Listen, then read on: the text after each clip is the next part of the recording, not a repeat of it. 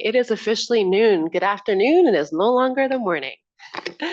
If folks can come on down, I'm going to go ahead and start. I'm respectful of our audience on Zoom. Dr. Kate Margolis couldn't be here to introduce Dr. Qian,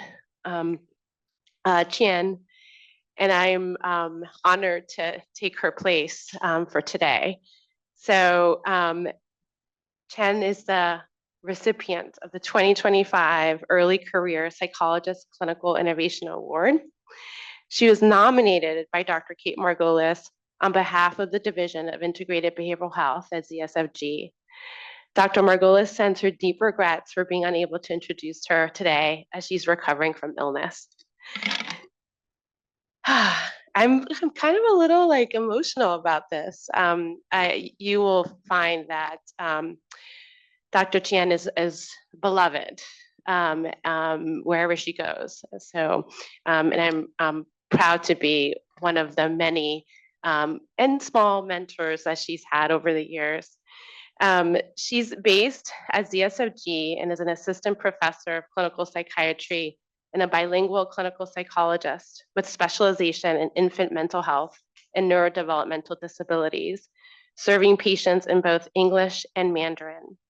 She joined UCSF in 2022 as the Pediatric Integrated Behavioral Health Training Lead and currently serves as the interim co-director of the Healthy Steps program at the Pediatric Outpatient Clinic at UCSF. Prior to joining UCSF, she earned a Master's of Education in Human Development and Psychology from Harvard Graduate School of Education. She went on to earn her doctorate in clinical psychology at PGSP Stanford PsyD Consortium, now called PAU Stanford. She completed her internship residency at Children's Mercy Kansas City and her postdoctoral fellowship at Cincinnati Children's Hospital Medical Center in Developmental and Behavioral Pediatrics. Over the past 3 years, she has made exceptional contributions to the growth and sustainability of the Pediatric Integrated Behavioral Health Services at UCSF Children's Health Center, a primary care clinic, and the largest Medi-Cal provider for children in the city and county of San Francisco. The psychology training and clinical program that she leads is novel and innovative, funded primarily by a new Medi-Cal behavioral health benefit called Dyadic care. Because the CHC Healthy Steps program is the pilot site for the new benefit, she works with her team to translate brand new policy into operational best practices as part of her everyday practice, transforming pediatric healthcare and behavioral health practice post-COVID amid a Medicaid financing crisis is challenging to say the least, but absolutely essential and more important now than ever to ensure children and families can access preventative healthcare universally and with dignity. The strength, persistence, humility, curiosity, and compassion that Dr. Qian brings to her mission-driven work is unparalleled and has created an environment for bridge building, progress, and sustainability that has led to significant achievements, which you'll be speaking about today. Innovation and education go hand in hand, and she embodies this to the core from her work as faculty at UCSF in leading the multicultural psychology training in integrated behavioral health, to her clinical leadership at the Children's Health Center, to her pre-graduate teaching and infant mental health consultation work in rural China. It is such a pleasure to introduce Dr. Chen Qian. And those are all Kate Margolis's words, and I completely agree with them. And on a personal note, when I first met you, I thought you were a force to be reckoned with, and we should all, follow in your footsteps. You're stealthy and quiet, and like us, you just don't know you're coming, and really, really innovative thinking. So it's such a pleasure, and congratulations again for this award. And peace.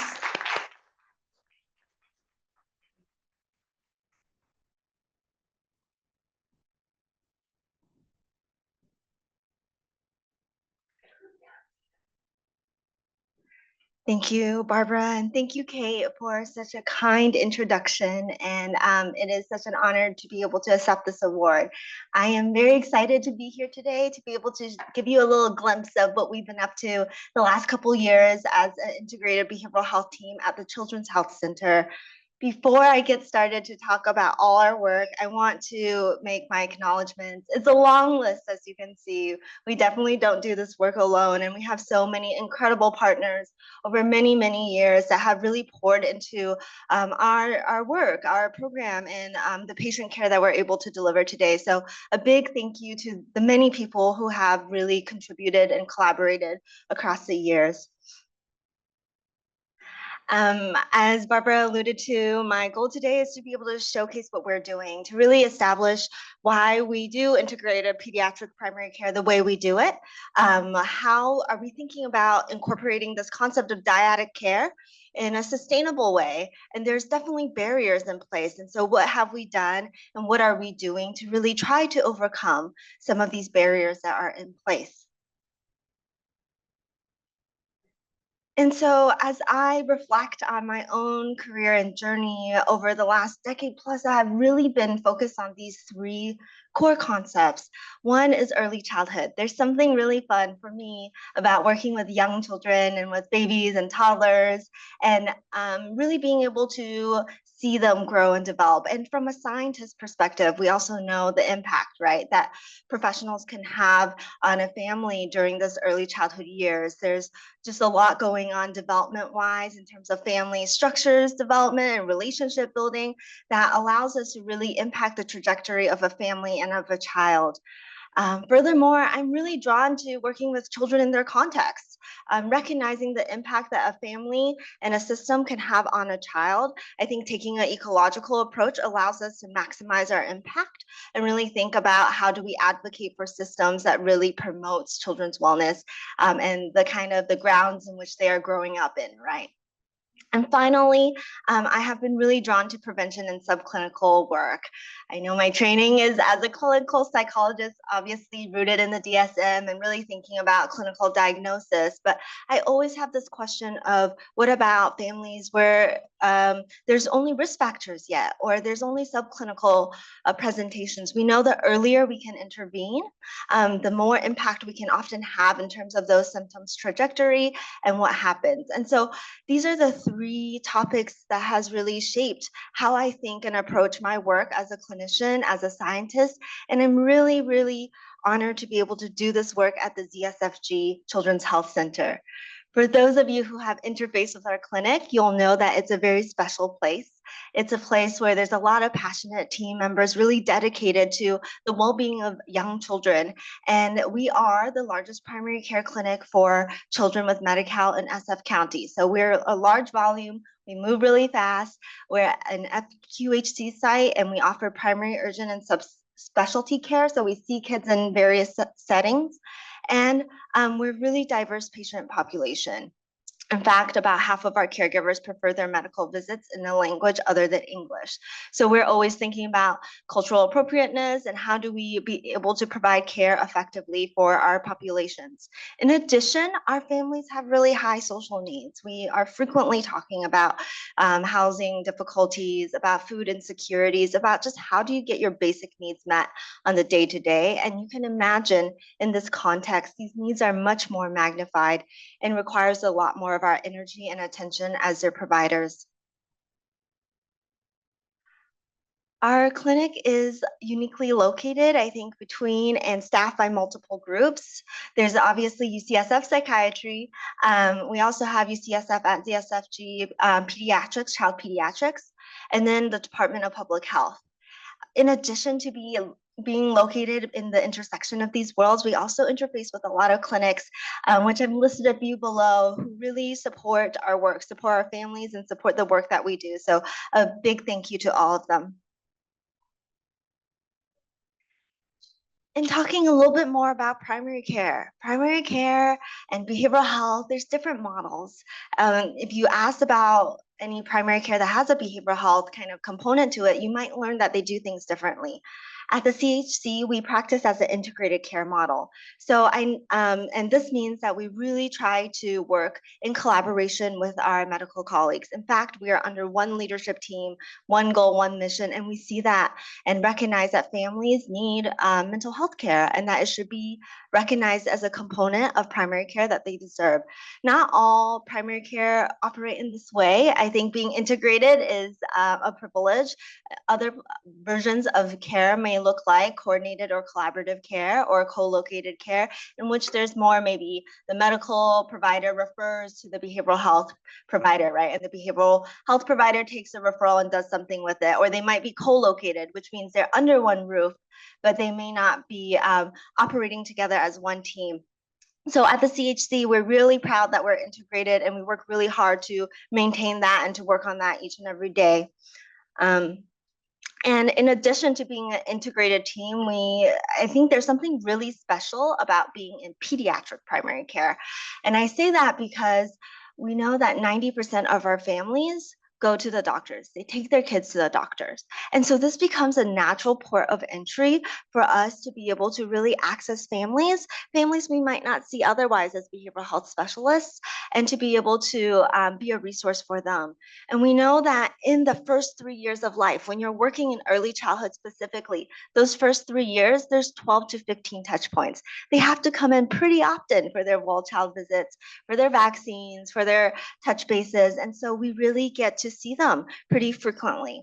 Pediatricians and pediatric providers are folks that families really trust. Outside their own families and friends, they're the people that they go to, right, for their information, for their knowledge, to learn how to parent. And so we're able, when we're doing what we call warm handoff model or a co-visit, when we go in together, we get to really leverage the trust that they have for their pediatric provider and let them give us as behavioral health specialists an opportunity to introduce what do we do, how can we support you, and to join them on this journey. It's important to capture this work in early childhood because we know that, again, it's such an important time of development. 80% of brain development occurs by age 3. And so when we're thinking about preventative care, when we're thinking about building families up from the get-go, this is the way to do it. And then briefly from economics, we also know that early investment, right, leads to really big gains, not only for the child, but also for the family, but also in terms of life outcomes, whether you're looking at jobs or reduction in crime rates, et cetera. We know that pouring in early really has big gains. So when we are thinking about the child, not only is it important to recognize, hey, we want to work on families and support families early on, but we have to support the families, right? It's not just about a child. And I think traditionally when you think about pediatrics, you think just solely about the children and about them growing up. And we have to recognize that development occurs in context. If a parent, if a caregiver is not doing so well, it's very rare to say that the kid is doing excellent, right? And so pouring into the child's, into the caregiver's well-being really is one way of caring for the child and pouring into the child's well-being. And so that's why we are really passionate about this concept of dyadic care. When we're not just seeing a patient, the child, the pediatric patient for themselves, but seeing them in their context and serving both the caregivers and the child together. We're targeting family well-being to support the healthy development and mental health of the entire family system, and thinking about relationships, relationship building, right? Attachment of the child and the parent, and how do we help, and thinking about that through both our assessment, intervention lens, and in our referrals, how we're supporting our families and moving forward. And so what does this look like in a day-to-day clinic, right? What does this look like when I'm actually seeing patients? For example, one easy example is, let's say we are talking about sleep. This is something I talk about with lots of families because sleep is really hard, especially in infancy, and training sleep. And instead of just talking about sleep training or is this typical for your child to not be sleeping at night, we're also recognizing, hey, your child's not sleeping. How is that impacting you as a person? How is that impacting your mental health? How does that impact how you parent and show up for your child or your children? How does that show up for you in your relationships with other people? And really recognizing that, taking the time and space when they're coming in for a well child visit to have those conversations, to show them that it's important and that that this plays a part in their child's wellness. Or when we're talking about vaccines, right, and vaccines distress, not just supporting the child through the procedure, but naming for the caregiver that this might be hard for you too. You might have a history of difficulties with medical procedures. How can you support your child, and how can I support you? And so really being able to draw these kind of aspects into the conversations and into the care room. Now, our model that we're practicing at the CHC for early childhood is called Healthy Steps. And I want to recognize that Healthy Steps was developed in 2019 from the broader program that was already being built by many people over many years in many different ways. And so specifically, we drew out our services, the Healthy Steps services in 2019 to focus on 0 to 5 population. And it was done from support, seed funding from private funders, which we're very, very grateful for. And you're going to hear this date a lot from me, January 1st, 2023. That's when the DHCS implemented Dyadic care services as a covered benefit. So from that day on, we have worked on how do we move on from private funding, right, to do this dyadic care, to do more prevention-based care, to being a self-sustaining program. And I'm very, very grateful to share and happy to share that we really moved away from private funding to our DPH contract and our self-sustaining billing model as of fiscal year 2025, so last summer. And so have really worked on that and thinking about financial sustainability. So what is Healthy Steps? Just a brief primer in case you haven't heard of it. This is a national program. This is a national program that was piloted in 1995 and really working on building an evidence base of how do you do interdisciplinary pediatric primary care. And the goal for this is to really be able to target clinics, pediatric primary care clinics, in which there have been persistent inequalities for families of color or with low income, and really being integrated with having behavioral health and pediatric team in the same space. What that looks like for us at the Children's Health Center is we try to integrate in as many ways as possible. We sit in the same room, in the same system. We talk to each other and try to figure out who needs care coming in today and how can we support. We do a lot of co-visits. When patients come in to see their primary care doctor, we know who's coming in. We know who we've seen before and who needs help. And we try to figure out, how do I go in with a provider, or before or after? And if we don't get to them, how do I make a phone call? And so we really prioritize co-visits. We really prioritize warm handoffs whenever there's new concerns.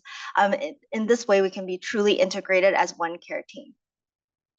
Now, the Healthy Steps model of how do you practice and how do you see patients, I think really advocates for dyadic care. And it really builds in a system in where families can access preventative behavioral health care. And so what I mean by this is, as you can see, there's 3 tiers of service is what they talk about. Tier 1 is just recognizing there's a universal need, and every single family, every single child is considered at least a tier 1 family. And that means they need developmental screenings, right? They need to have screenings for maternal mental health, for example. They need to have access to developmental resources, to a family support line, etc. This is the basics we should be able to offer all our families. Tier 2 is more of our traditional kind of behavioral health work, in which there might be a specific concern. We go in once, twice, 3 times, or as needed until the concern is resolved, and then we discharge the family. And concerns could look like they're doing, having temper tantrums, or there's picky eating going on, or there's some speech delay. We go in and we work with the families on those specific concerns. Tier 3 is the more preventative services. And so in our family, in our community, we're really thinking about 4 months and under as where we're really targeting our efforts. And we're thinking about our families with high risk, which we've defined as maybe a difficult birth circumstance. Maybe it's that they have experienced ACEs or postpartum depression or mental health concerns that really impact their parenting. We identify them as early as we can so that every time they're coming into clinic, we're making an attempt to go see them, to go say hi, and to be able to introduce what they need to know about that visit. And so sometimes they have concerns and we talk about it, but often the case is we're just really making our presence known. And we might be just talking about anticipatory guidance, like at the 18 months, maybe we're thinking about separation anxiety or a possible temper tantrums coming up or daycare, etc., and being able to just be a resource for them, because we know that these families we've identified have significant risk factors and we want to be there as a protective factor for them. So all this is great, but there's always the question of sustainability, right? Because dyadic care is a big effort. It's really changing some of the ways in which we approach care, from a singular patient focus to having a family focus, and from being diagnosis driven to really thinking about preventative and subclinical care. And so a lot of questions when you introduce this idea really comes up, such as, how does the reimbursement work, right? And billing limitations. How are you managing time demands? Because you're not just talking about the child sleep now, you're talking about the parents, and that takes a lot of time. And how does that work influence your workflow? And space is limited and all these other concerns. And so these are real questions. They're very legitimate and things that we spend a lot of time thinking about on our team. And again, because we are so focused on 0 to 5, we're so focused on early childhood, we recognize that it's not the traditional thing that gets paid for, right? If you're looking at the top 10 presenting problems for 0 to 5, and then looking at 6 to 24, you're gonna notice that our existing payer system is not built for the concerns of 0 to 5, right? Caregiver mental health, family circumstances, just typical developmental issues like, how do I toilet train my child? They wanna talk about that, but I can't bill for that traditionally. So there's this gap between what we know as best practice and what we're getting paid for. So we're getting paid for more of those DSM things, but not for the prevention. And so in 2020, a really innovative pilot was started at our clinic by Dr. Kate Margolis and other colleagues. And the paper, I think, is really worth a read. It's called Babies Don't Go to the Doctor by Themselves. It really served as a demonstration for policymakers and for payers that, hey, providing dyadic care is really important and it makes sense, both from a clinical care perspective, but also from a payer perspective, and really trying to demonstrate this idea. And I want to name, for those who are not familiar with Medi-Cal system, that our Medi-Cal system is split into two buckets generally, non-specialty mental health services and specialty mental health services. And so what I am talking about is more of the non-specialty mental health services, because that's what primary care generally funnels into. And that's considered more of the mild to moderate symptoms, right? And is managed by managed care plans versus specialty mental health often is considered more moderate to severe and is managed by county mental health plans. So in the world of non-specialty mental health, it's really an exciting time to be in this space in California. And we've seen a lot of shifts. A lot of new payment options that have expanded access for families and allowing for new coverage options. And so one, obviously in purple, is all the dyadic services that I'm talking about that started in 2023, but also additional work was done in 2020 and 2021 with the expansion of the family therapy benefit, allowing the no longer needing a diagnosis, but can use Z codes, as well as the introduction of H codes as well. So the dyadic benefits really came in and built on these prior work that was done and introduced a new series of codes, which I'll talk about in a second. Another layer of complexity onto this whole payer system is that we're a FQHC site. So as a FQHC, our payment structure is a little bit different, and we are paid through a PPS rate, so a prospective payment system. And this means that instead of the traditional fee-for-service billing, we get one wraparound rate per day, no matter how many services are provided. So if they see their medical provider that day and they see behavioral health that day, we get one lump payment. We don't get two payments for that. We don't get any additional. So historically with family therapy and psychotherapy codes, we're not getting additional money for this. We get $0. And so it doesn't really incentivize us to do same day behavioral health, even though as scientists, we know like we should be integrating this, right? We should have integrated care for our families, but we're just not getting paid for it. I want to introduce the idea of fee-for-service payments, which is additional money that sometimes we can get on top of the PPS rates. Again, traditional codes did not, family therapy and psychotherapy codes didn't have this, but our dyadic codes do. They're smaller, right? I think our PPS rates right now are around 460, and our fee-for-service that we're getting for the dyadic codes, if we're seeing in conjunction with a medical visit, is like $19 to $110. So it's smaller, but it's money and it's movement. And it allows us to really think more creatively about how do we sustain our services. So I've talked a lot about these dyadic codes. What are they? So there are four main ones that are the core of the new dyadic benefit. The first one I want to shout out is H1011. These are dyadic behavioral health visit codes. And so just like how kids are expected to have medical well-child visits, this recognizes the needs for children to have behavioral health well-child visits and for this checkup, right? It's really recognizing that that prevention and subclinical symptoms care is really important.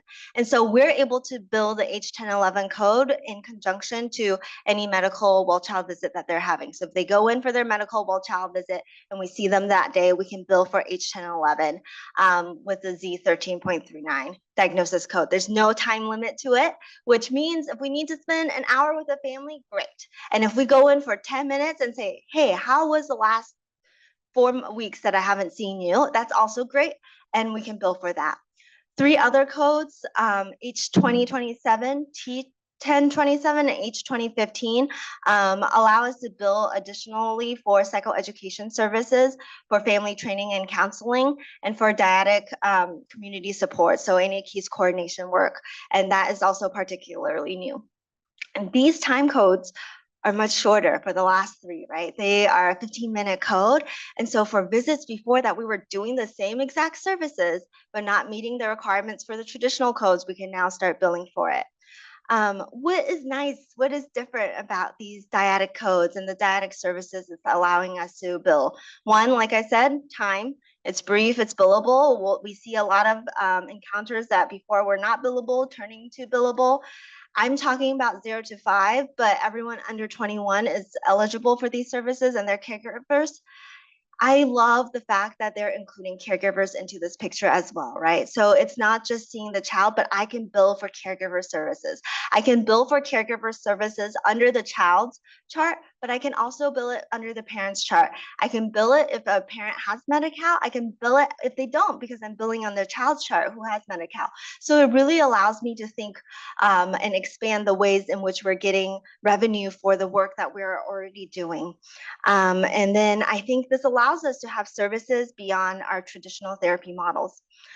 So all of this is nice, and it's nice to have new benefits that really recognize the work you're doing. And at the same time, we know just because it's published and it's done, it doesn't mean we are able to implement, and it takes a lot of time to uptake a new benefit and to really roll it out in a clinic. And I really love this model that my colleagues at the Center of Advancing Dyadic Care in Pediatrics have produced. This is their framework for technical assistance, which is what I'm talking about, but they're expanding it and advocating across the state. And I've taken it and slightly tweaked it to add some things from my clinic to really demonstrate how we've thought about this and how we've really made efforts to push through and build a sustainable dyadic service. So as you can see, we really think about sustainable dyadic services in two buckets. Really, one, we have to have good quality care, right? That's the fundamental. How do you have, with all these new billing requirements and other things, how do you maintain high quality patient-centric care? And two, financial sustainability, which we also know pours into good care, right? You have to be financially sustainable as a program to maintain what you're doing. And so the four components we've really thought about is one, dyadic billing. How do we do the actual billing? I have learned the hard way that billing and claim processing are not the same thing. Just because you drop a bill doesn't mean you're going to get money for it. So really living in the back end of the system and really thinking about how our claims processes, denials, how do you challenge denials, learning about that and pushing that through. How do you make operational workflows and standard works and making sure we know what we're supposed to do in different circumstances, and continuous QI. How do we gather data on so many different things and then make the data useful to inform our work and how we improve as a program? So one of the first things we did was building the EMR infrastructure. When Epic doesn't know there's a new codes, right? And so they doesn't know all these things. And we have to be the ones who really build the backend, which is always a little bit more complicated than we plan and imagine. And so really thinking about how do we load the codes also into the system, not just as something you can search up, but how do we make it efficient for our clinicians so that it's just a quick click, a preference list. You can just really easily access the codes you're looking for. We also think about reducing the burden of extra time. As you can imagine, there's a lot of tracking, especially with a new pilot program for these dyadic benefits. And so we really want to know a lot of things, and there's always a lot of clicks. And so we always think about how do we reduce the burden of this extra click and cognitively remembering these things as clinicians and etc. for our program. And so one example featured here is that we've automated certain buttons, right? For all dyadic benefits, you need modifiers. For example, the U1 modifier. So it's automatically already clicked when a provider drops that code, so they don't have to remember, I need to press that button. We spent a lot of time with thinking about documentation, and so many different people have really poured into these documents of thinking about how do you make that balance of good clinical documentation and what the state is requiring you to have to be able to drop this code. How do you build smart phrases that are effective and prompts for folks to learn different billing codes? It's not something they're used to, and really integrating it in, and then taking that and integrating it into Epic. And so thinking about that to really help, I think, again, with clinicians' load and their ability to really uptake these new benefits. And then the data, I think we always have to think about how do we be most effective in tracking our data. And so one of the things we are leaning heavily on is Compass Rose, which is a care coordination tool already in Epic, but we built it out specifically for our team. So it allows us to track who is enrolled in our program, what tier are they in, when did they join, why did they join, was it a developmental concern, was it postpartum depression. We have targets that we have, for example, if a child is having delays and we're thinking about IEP, have they been referred, where are they in the assessment process, and with dates that these are due, so that we really are able to track this huge volume of patients that we're seeing. This allows us, from a QI perspective, our QI team is able to go in and more easily parse out some of these data for us, especially each year, because we also do fidelity outcomes for being a healthy step sites. We're required to look at fidelity outcomes. And so we're always in the data and trying to learn more and seeing how we're performing. We're spending a lot of time learning about revenue and really about how to do better work with revenue, right? And I think learning new codes is one thing. And I have to recognize that our team is built of many different people of different backgrounds, master's level clinicians, doctoral level clinicians, but also trainees. And this might be their first exposure to billing. And so, for example, our team runs a report every month to see and make sure that every single encounter that our team provided, somebody has dropped a code for it, right? That's bare minimum. And you'd be surprised, there's things that get through. And so we really want to call those out and look at it. We look at the codes that we are dropping. Does that make sense, right? From a clinician perspective, is that our experience of the billing? Does it match our expectations of what we should be billing for higher paying codes versus lower paying codes? And is there a way to maximize that? And so we run these reports monthly, and we think about it, and we try to improve our processes. And I would say that it's working, because if you look at our utilization rates, it got a little bit cut off on the slide, but the pink is our dyadic code usage, and the other colors are the more traditional codes. And you can see we're doing more of the dyadic benefits. We're using that code way more than our other family codes.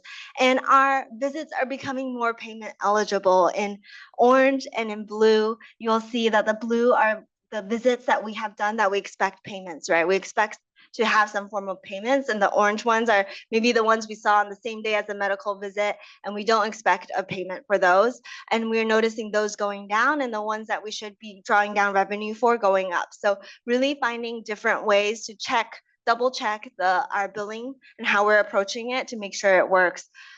I don't have it featured here, but we've started recently this summer to look into denials, like I mentioned, and understanding why are they not getting through. And sometimes they're accurate denials, and a lot of the time we're learning because the insurance, our managed care plans have to learn these new benefits as well, right? There's learning on their end. And so we really have to partner together to re-examine some of the denials and see, hey, can we actually draw down revenue for those? And so we do a lot of revenue quality monitoring on our team. And we try to think innovatively. We don't just say, hey, let's bill what we can, but also how do we introduce new ways of doing things? We do a lot of clinical services often that doesn't get money for, right? I think clinicians know this. And so really thinking about, is there any other way to leverage this? One thing we started this summer is to really be able to bill for other direct clinical care, which again is case care management, case coordination, et cetera. And this has already been done in specialty mental health, but it's newer in a non-specialty mental health, and it's made possible now with H2015. And so if I were to care coordinate with one of their other providers for a long time, I could bill for this for additional fee-for-service rate.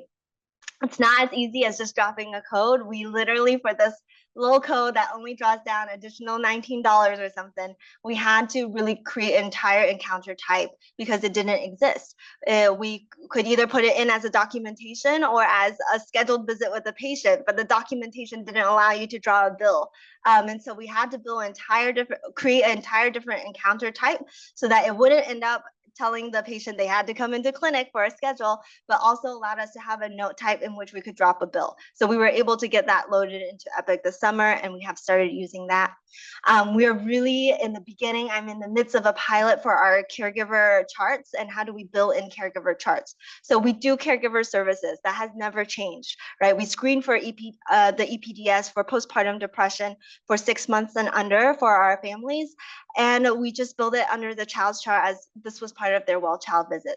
But we're eligible to receive more because it is screening, right? It's a behavioral health screening for the caregivers. And so now we're thinking about, okay, in addition to writing this in the child's chart, how do we build this additionally in the caregiver charts when appropriate, or as an additional note in the child's chart, so that we can get additional, sometimes fee-for-service rate, but when you're doing it in the caregiver's chart, you get an entire new wrap rate. So that's the $460. So you're getting 2 of those things. And that really makes sense. You're already doing this work, but how do we leverage that in the system? That is also not as easy as going forward because we're asking a pediatric care clinic to really think about adult care, right? Our registration and eligibility team to think about running eligibility for adults and how does this work? And so we've done a lot of standard work instructions, SBARs, pilots to really try to figure out how to make this effective and efficient for all the stakeholders involved. It's not just about money though, as you guys know. I think it is very much about doing better patient care. And when we are documenting in the caregivers chart, it really allows for us to push through more care coordination for adult mental health, right? And looping in their care team so that they know what's going on because they're not going to bother looking at the child's chart or they don't even know, right? To look at the child's chart to say, hey, did mom screen positive on her last screening for postpartum depression? And so it's pushing us to provide more care coordinated services for adult populations and having more collaboration with our colleagues in that space. This is a lot of work, and I recognize a lot of work that my colleagues and my teammates are doing in this. And so we really think about how do we reduce provider burnout. We do a lot of standard works. We do a lot of standard works to really think through how do we do this effectively, and we talk through them and we think through them, and then we pilot and we test.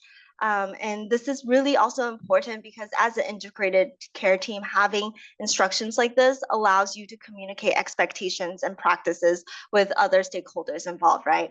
For example, on the left is a standard work of how we do warm handoffs. So if you have a patient who's not enrolled in Healthy Steps but needs our service that day, how do you flag us down? And how do we prefer to be communicated with? And when will we go in and be able to see that patient?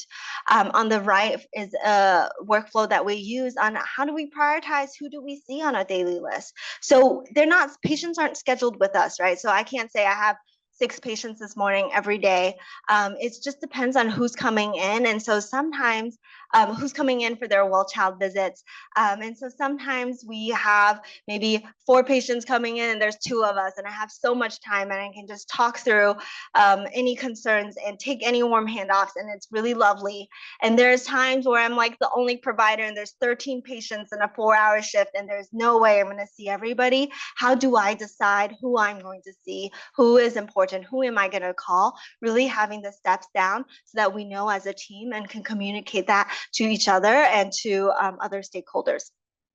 And I'm really proud to say we do have a very great retention rate on our team. So I really think these conversations and this way of supporting each other has really paid off. We also do patient and provider surveys to learn about our impact and their satisfaction. We have surveyed over and over again providers and including residents as well as the faculty, etc. And how is Healthy Steps doing? And proud to say that 100% has said it's beneficial to their primary care practice and improves the care that they provide to patients. And I hear some of the quotes from our families, and also our medical colleagues, but we really see ourselves as that team, and I think they really feel it, that we're partnering with them so that they can do their jobs better and that kids and their families can really feel supported. Here are some of our numbers. I wanted to show them because I think it showcases that we really do care about doing good quality work. As you can see, we've really expanded our way we practice and the amount of families we're able to access since fiscal year 2020. And so as of last fiscal year, we saw 1,603 just unique patients across 2,410 visits. And so really having a large volume. And it's not just seeing a lot of patients, we're seeing a good percentage of the patients that come to our clinic. Almost 40% of our families 0 to 5 that comes in for their primary care, we're seeing them. And I think this number is astounding. One, because it's more than the 6 and ups, right? But I think this is exactly the opposite of what I've said, of 0 to 5 being really hard to service because it's prevention care, it's not payable traditionally, etc. But we're showing, yes, we can do this work, and there's such a need. There's so many families who want the services. They're letting us into their visits and allowing us to really journey with them and support them in their behavioral health journeys. This is one example of the things that we track. For example, screening rates. Again, this is our tier 1 universal service. I think as a clinic and also as a Healthy Steps team, we really worked on making these numbers better and better each year for all our families. And so have continuously tried to improve the quality of care we are offering. So going back to my little framework here, as you can see, we've really tried a variety of different strategies to really help with the financial sustainability piece, but also just doing really good quality clinical care. We've really worked on EMR optimization, templates in our smart phases, building standard works and workflows, testing them, retesting them, rewriting them, PDSAs, A3s, a lot of these lean methodologies to really study what we're doing, data tracking, and then building out dashboards and reports and learning from others on how do we do this work better. It's not just about our clinic. Our clinic is a pilot. It's just a pilot to show that this work is meaningful, this work should be expanded, and that families are really benefiting from this. And so I want to shout out our training program through the MCTP, and with thanks to private funders, we've really been able to build since 2021 a really robust training program in integrated behavioral health. I think it takes a lot of skills to operate in the space. To think not only just of how do we help patients, but their families, and then how do we do this with a billing hat on, right, and a leadership and a QI hat. I think all our trainees really have to think about things from QI because we're at the really beginning of doing a lot of things and to learn that. And so each year I find that our programs, I think, better, and they're getting more time with us to learn some of these skills. And it's been really lovely to see many of these individuals graduate and take what they've learned, and many stay in this space and continue to make a difference wherever they go in this in integrated behavioral health. I really also want to shout out the Center for Advancing Dyadic Care in Pediatrics. If you looked at some of my footnotes, you'll see them just all over the place because they just do really good systems work and thinking about dyadic care and thinking about the dyadic benefits and how do we do this, right? How do we not just do it here, but across the state? And they're really pushing the ways in which we understand, and they're providing technical assistance for so many other sites throughout the state to be able to do this work. So if you're interested in anything I've said, then I would really encourage you to go and check out their website to learn about what they do. And they have a lot of phenomenal resources on there as well. So thank you all for just taking this noon hour to just listen and hear about the journey that our team has been on. Here's some photos of us in past iterations throughout. We've grown a little bit since then here as well. And I really want to recognize this work is only possible because of the dedication and the passion of so many people of our team here and their efforts throughout the years. So thank you so much. We are continuing to, just looking forward, we are continuing to build out our program's reach. We're working still on financial sustainability. We're year 2 into this. And so we've done a lot and there's a lot to learn and we're eager to grow. And in the midst of, again, this pilot for caregiver billing that we're really excited to see the results of. Thank you all for your time.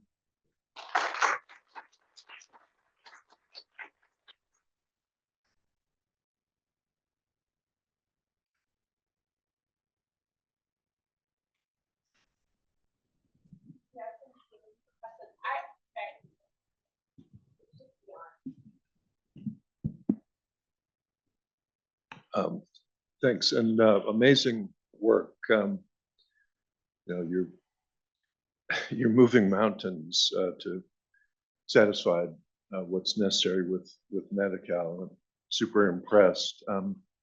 Two quick questions. One is lots of progress towards sustainability, but I'm sure it bugs the hell out of you that you have on some of your quarters as many as 30%, maybe even above that, of visits that are not expected to be paid. Yeah.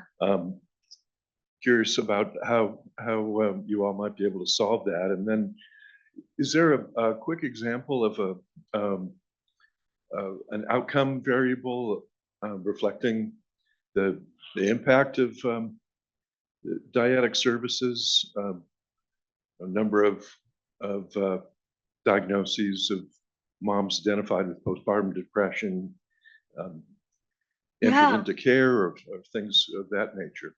But congratulations. Thank you so much. And those are phenomenal questions. I'm going to start with the second one. I wish I had another hour to answer that one because I have so many statistics that I'm really proud of. I think Healthy Steps itself has shown that it works. And in our clinic specifically, we've seen it specific in things like, I was just looking at the number of visits our tier 3 families show up to. Like, that's just a basic one. We know our tier 3 families are most at risk.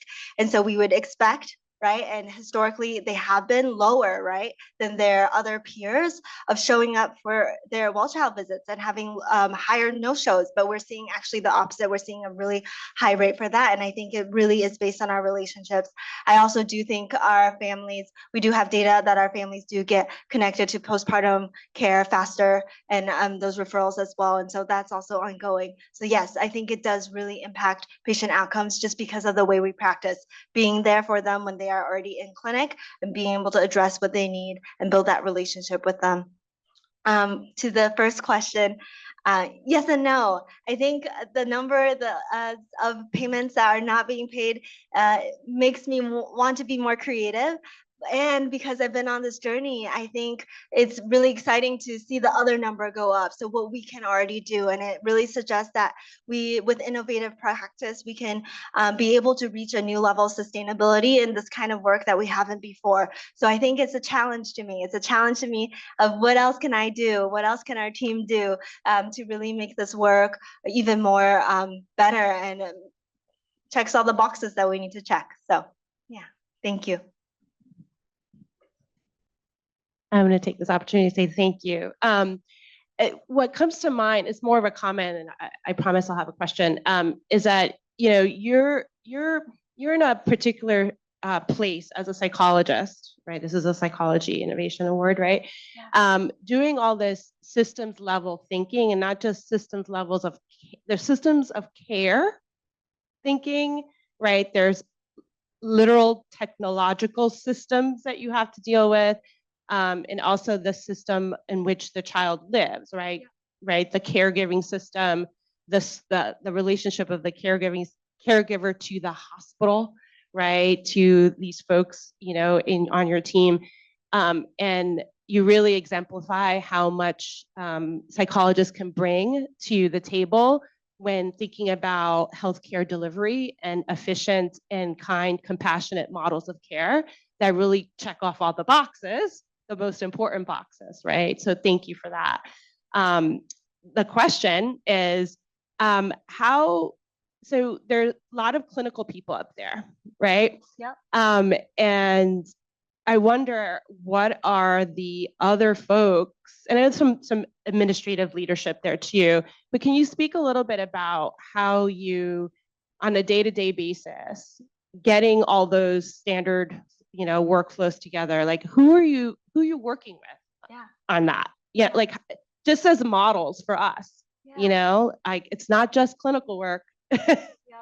Yeah, really good question. I think everybody, I think because of our unique background, we all have different perspectives into this. And the more stakeholders you get at the table, the better your workflow is going to be. It's going to be longer to write everything down, but at the end of the day, it's going to be better.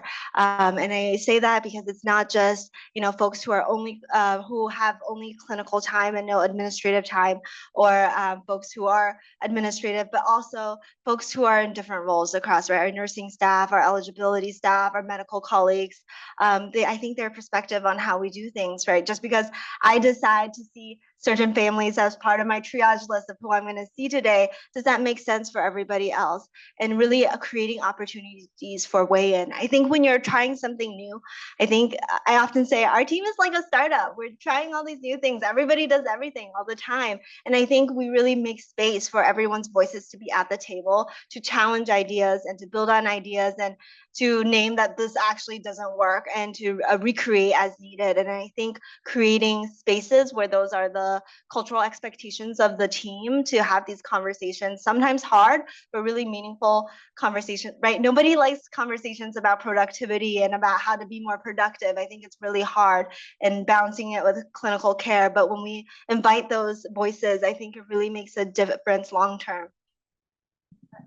You make a really important point about talking about capturing billing. It doesn't have to be an adversarial conversation, and it can be a very productive, collaborative one. Yeah. Things for other people to take note of. I really appreciate that point. Thank you. Any other questions? Oh, we have a question online. Okay. You have to read this for me. I don't have my glasses.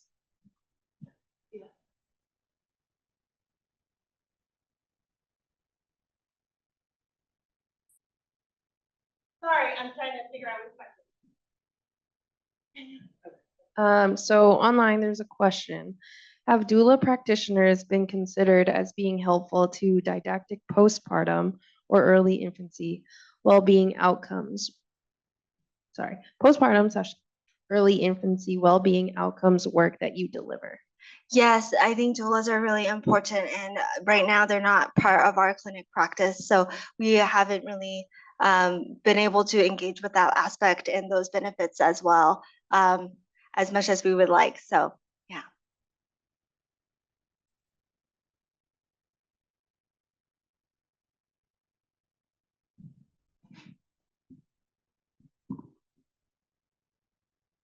I think you get a break now. Amazing. Thank you. Thanks for all the work that you do. Thank you. Thanks, everyone.